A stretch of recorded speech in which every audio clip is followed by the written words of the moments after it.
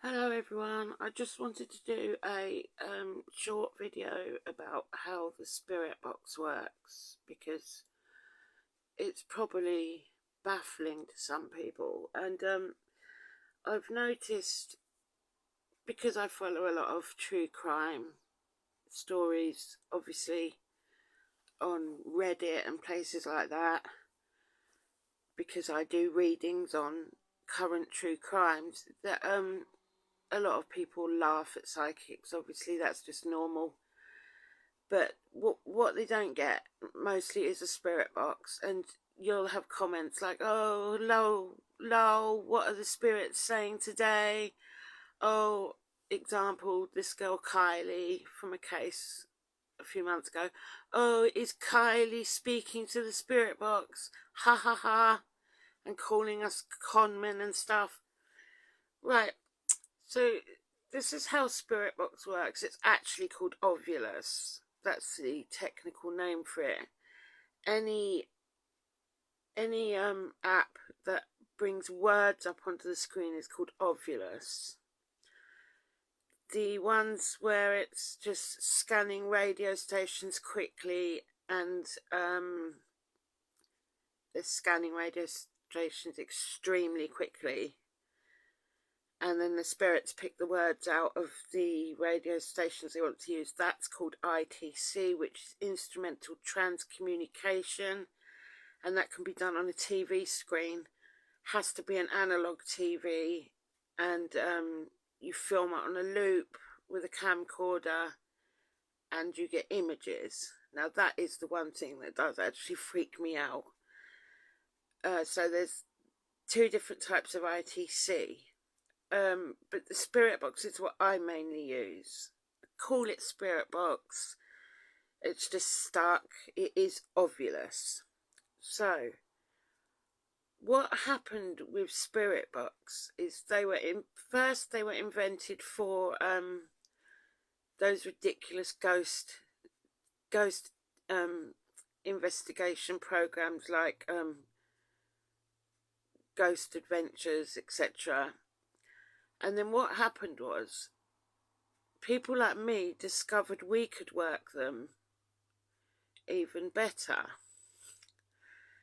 Now I'm stuck between working out if it's spirits using the box or whether it's just my subconscious psychic ability using the box and picking out the words, and it's actually just another way.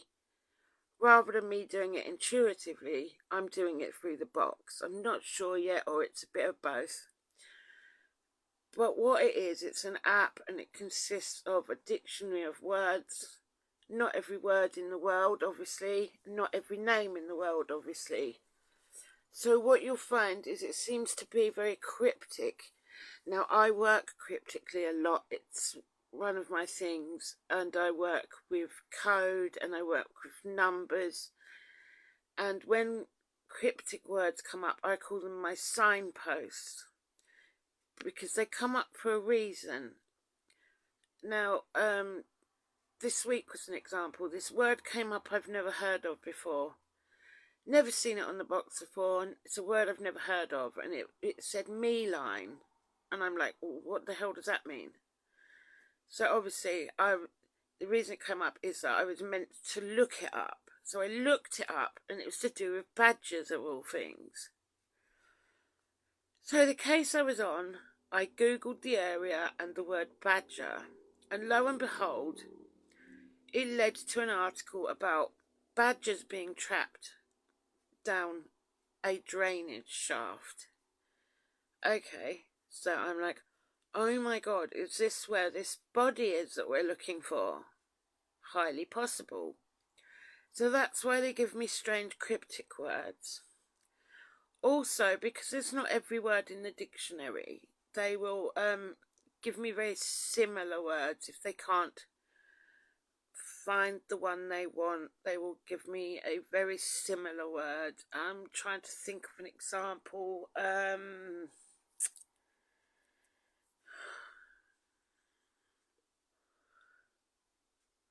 Oh, do you know what? I can't think of an example off the top of my head.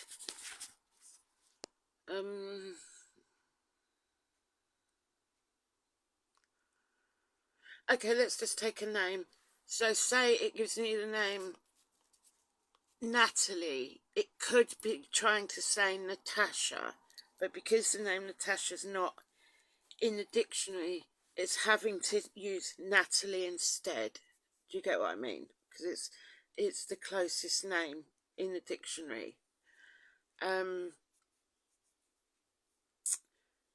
apps I use, I specifically use ones that aren't linked to the internet, because I don't trust those ones, and I think they do fish for information off your social medias and stuff. So I always test them. I test loads of them all the time, and I will test them outside on a location. If they work outside on a location without using data, then they're quite safe and I will use them. When you watch me do Spirit Box, you will notice I won't speak the name of the victim or whatever, because I want the box to say it, and I don't want people thinking that the box is listening and saying names back to me. So that's why I don't say the names. Excuse me, cigarette, disgusting.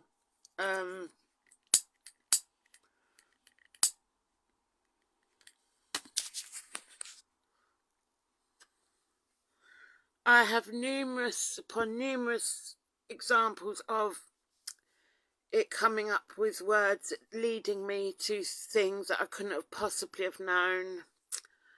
It will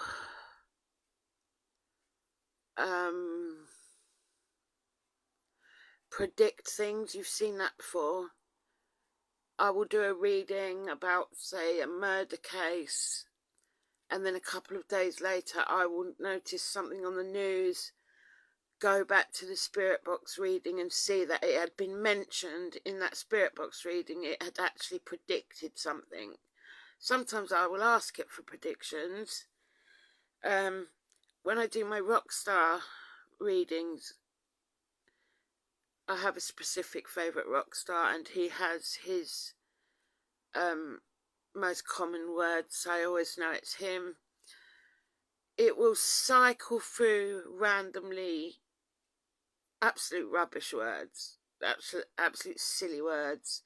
So sometimes we have to sit and wait for it to cycle through to warm up. If you're new to this and you've asked me to do readings for you, and you see words like Satan, Diablo, fear me, don't worry. It's just they've put those stupid words into the Spirit Box for these silly ghost hunters that think they're ghost hunters, but they're not. So it's all done for the fear factor. That's why those words are in it. So when they come up, you just ignore them. What else can I say about them? I've come to have certain boxes for certain things. I've got my Rockstar one, I've got my murder one, I've got my missing one, I've got my one that I take on location, and I can set it up in my bag and not even look at it.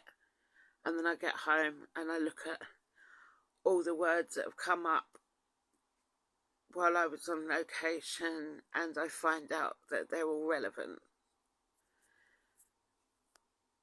They are becoming really good psychic tools.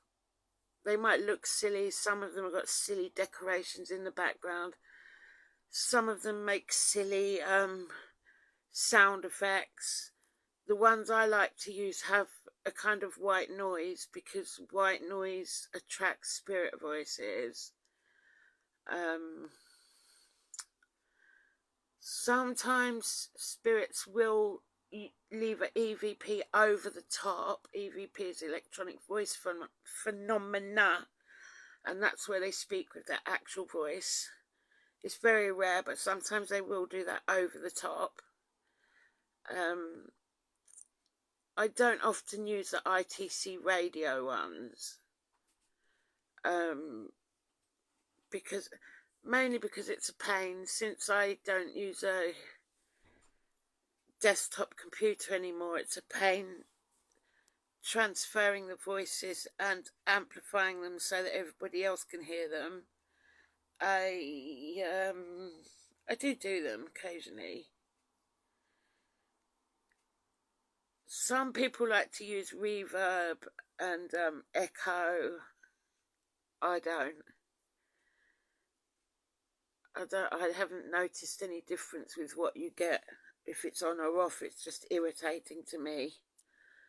And what else can I say? Oh yeah, that's it. Of course, it's the modern era now, and a lot of spirits are learning to use modern equipment. You will also get this phenomena called phone calls from the dead, which is that I'll admit is quite creepy. We had a phone call from the dead quite a few years back. It was when we first moved into this house, so I don't know, 18 years ago. The phone rang in the early hours of the morning. I picked it up and I could hear what sounded like a murder going on, and nobody was answering me. And if I recall rightly, there was no number that came up on the screen.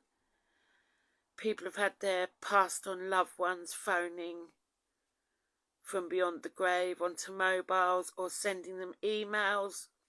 So spirits are learning to use modern equipment. Because if you think about it, people that are passed on within the last, I don't know, 30 years, say, they're going to know all this equipment and they're going to use it. What else? Oh, I also had lots of strange binary code numbers coming through. That's a whole other story. So, what I like to do... Sorry, these keep going out. They're so annoying. I don't just do one spirit box session. As I've said in my other video about my work, I do them repeatedly. Because, as I said, the spirits will get to know me and trust me and say more the more I do it. So if I'm working on your case, it is going to go on for a long time. And I do desperately, desperately need your feedback. I know it's time consuming, but I can't carry on your case without it. There's no point in me doing it without in-depth feedback, because your feedback tells me what I need to do, the next step. So what you need to do is, if I do a spirit box session, you need to sit there with a notepad and a pen. You need to go through every word while you're listening to it, and you need to write down if the words are relevant or not. And then please send it to me either in email or messenger. Do not leave your answers on the video, because sometimes I don't see them. For some reason it plays up.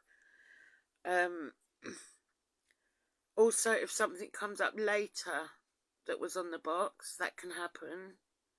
Let me know, obviously, please. It's not dangerous. Yes, it is kind of like a Ouija board, but if anyone's going to be affected by doing it, it's me, not you. You're quite safe. But most importantly, feedback, please. I need it for every single session I do. Even if you say to me, no, none of that was relevant, fine. I still need to know. because that will lead me on to the next step of, should I do another spirit box? Should I do cards? Should I do, what should I do next? I have had people in the past who haven't bothered to give me any feedback, and it's very annoying. What's the point in me doing the work?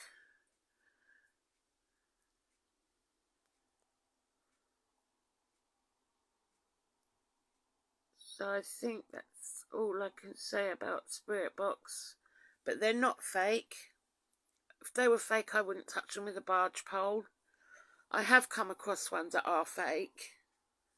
I test them all, and the fake ones, I won't use them because I don't do fake.